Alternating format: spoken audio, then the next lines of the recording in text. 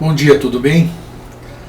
O interessante é que desde que eu resolvi gravar esses pequenos vídeos, compartilhar com vocês algumas experiências ao longo da minha vida, assim, começaram a vir muitas ideias, não, muitos fatos começaram a se apresentar, né? Muitas lembranças, tem muita, mas muita coisa. E algumas pessoas têm me perguntado, você voltou para a ufologia? Estou vendo você falando de ufologia, patati patatá. Bom, eu nunca saí da ufologia, eu nunca deixei de ser ufólogo. Ufólogo não existe, na verdade, né? Ufólogo, Unidentified Flying Object, o cara que estuda objetos voadores não identificados. Então não existe essa ciência, existe o pesquisador aficionado, interessado na pesquisa de discos voadores e seus tripulantes, né?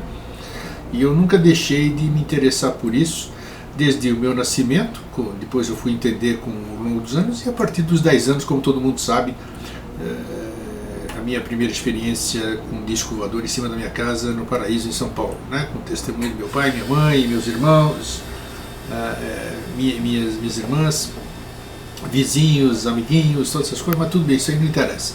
Pois bem, então eu nunca abandonei, simplesmente saí do meio do cenário, né? Não só eu, como muitos colegas meus, mas a gente continua fora do cenário, digamos assim, mas muito dentro do cenário, porque aqui, pelas redes particulares, nós continuamos interagindo e continuamos trocando ideias sobre esse fenômeno. Isso é muito bacana e não precisamos publicar absolutamente nada, né? Isso aí que a gente tem feito. E o fenômeno vão continuar explorando e buscando uma resposta para essa coisa extraordinária, né? Pois bem, hoje eu vou contar uma história da minha primeira ida a Alto Paraíso. Eu tenho falado muito Alto Paraíso, mas é que ocorreram muitas coisas lá. Então tem muitos fatos que eu vou contar, não só de Alto Paraíso, como de outros locais também. Em 1991, me falavam tanto de Alto Paraíso, falavam, isso aí deve ser maionezeiro, isso aí deve ser Chapada dos Veadeiros, só tem maluco lá, entre aspas, né? As pessoas falavam tanto daquilo lá e que eu achava que era exagero, né? E eu estava numa situação econômica muito difícil na ocasião. Só sei que as coisas conspiraram e, no fim, acabei podendo ir para lá. E foram 28 horas de viagem, né? Chegamos lá, tinha um conclave cósmico no Grande Hotel em Alto Paraíso, 1991 ou 92, se eu não me engano, mas era 91, muito bem. Cheguei lá, ficamos hospedados na casa de pessoas que a gente tinha alugado, né, tudo isso aqui e tal, e fui eu, Gláucia está aqui, está até hoje nas redes virtuais, ela vai provavelmente assistir isso, ela pode corroborar com tudo que eu vou falar, um amigo meu, major da Polícia Militar, a Juraci, uma senhora muito bacana, essa que ela era tão espalhafatosa assim nas crenças dela que por causa dela eu não queria ir para o Alto Paraíso. Falei, ela deve estar aumentando tudo, tal, não vou, mas acabei indo. Bom, enfrentamos esse ônibus aí, fomos lá até Brasília, 28 horas, depois mais 4 até Alto Paraíso, chegamos lá, tudo bem. Conclave cósmico, muito bacana, todo mundo tinha dando depoimento, tinha o João Pérez, que incorporava o Dr. Fritz, um monte de gente do Brasil todo, tinha o Ergon Entirrac, o Ergon também está aqui na rede, vocês podem consultá-lo, Luiz Gonzaga Cortese de Paula, que vocês conhecem da Masofia, também podem consultá-lo sobre esses eventos que eu vou contar aqui, enfim, tá aí. Bom, bacana, eu dei meu depoimento, eu chorei, me emocionei, porque Alto Paraíso é fantástico, continuo afirmando aqui, é a maior energia que eu já senti na vida, né? Energia. A força eu senti no Daime, como eu disse para vocês, essa força que é uma coisa fabulosa. Nunca experienciei coisa igual. Bom, pois bem, Daime não é o assunto aqui agora. Então chegou, não sei quantos dias eram, 4, 5 dias, uma semana, não me recordo. Chegou no último dia do evento, todo mundo fechado lá dentro da sala de conferência, todo mundo em pé, de olhos fechados, tudo mentalizando, sei lá se estavam falando o que era, aquele silêncio, né, todo mundo, aquela egrégora maravilhosa, De repente, catapimba, um baita de um barulho. Aquele alvoroço lá, eu saí da minha concentração, todo mundo saiu da sua concentração, tinha uma pessoa deitada no chão. Foram verificar ele, não sei o que, então era meu amigo que viajou comigo. Eu não vou citar o nome dele, né? É uma patente da Polícia Militar, não vou, apesar de estar aposentado hoje. Tá lá, fizeram lá, não tem pulso, não tem respiração, não tem nada, tá morto. Pô, aquele alvoroço, aquela tristeza lá, todo aquele corre-corre, foi terrível ali. De repente, sei lá, eu não estava próximo assim, o Dr. Fritz se incorpora, vai lá e faz com que essa pessoa, meu amigo, que viajou comigo no ônibus, daqui de Florianópolis, voltasse a si. Pois bem, vou falar dele então. Ele viajou comigo, ele era, todo dia ao voltar do trabalho, ele parava no barzinho ali com os amigos e tomava a birita dele. Não era alcoólatra, não era nada. É como você toma o seu chopinho com o seu amigo, tudo. Parava lá, tomava a sua birita, batia papo, fumava, como eu fumava na época.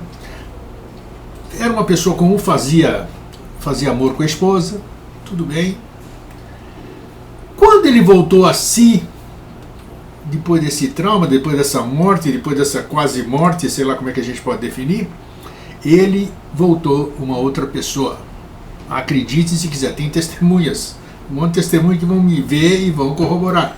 Pode ser até que escrevam o seu depoimento nos comentários do YouTube. Já era uma outra pessoa. Outra pessoa via cores, não tinha vontade de fumar, não tinha vontade de beber, não tinha vontade de nada. Levantou uma outra pessoa. Como se fosse essas coisas que falam, né? Eu já fiz até um programa a respeito sobre os entrantes. Parece que morreu uma pessoa e voltou uma outra pessoa. E como era meu amigo, a gente convivia aqui diariamente, praticamente diariamente, voltamos, inclusive no mesmo ônibus, depois toda essa viagem prolongadíssima para cá, eu posso asseverar, ele começou a ter, vamos dizer, a sensibilidade dele aflorou, ele virou muito sensível, assim vamos dizer. Hoje, atualmente, ele dedica-se à área espírita, né? Está numa outra cidade, não em Florianópolis agora, está numa casa espírita, está fazendo caridade, essas coisas assim. Ele se transformou. Por que você está falando isso aí, o grego, de ufologia e tudo isso? O que tem que ver? Não estou falando que tem a ver nada. Enquanto a gente esteve lá em Alto Paraíso, nesse conclave cósmico, eu e mais outras pessoas vimos naves, vimos disco voador. Aliás, lá em Alto Paraíso você não precisa fazer nada. Você não precisa beber, não precisa se drogar, não precisa fazer absolutamente nada para ver disco voador. Você olha para cima e é uma coisa de louco. Por quê? Eu não sei. Talvez seja por causa dos 200 km quadrados em cima de uma camada de 8 metros de cristal de quartzo. Deve ser isso. É uma energia fabulosa. Então os fatos, a incidência de coisas, talvez, não sei, alguma coisa favoreceu isso.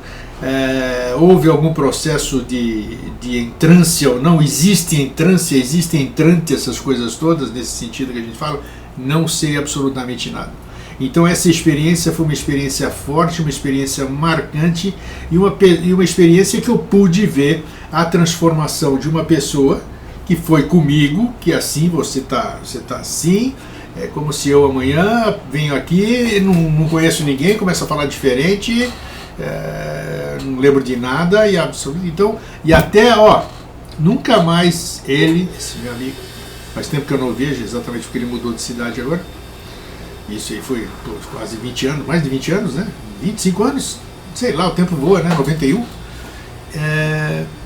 Não bebe, não fuma e leva uma vida assim, como se diz, sei lá.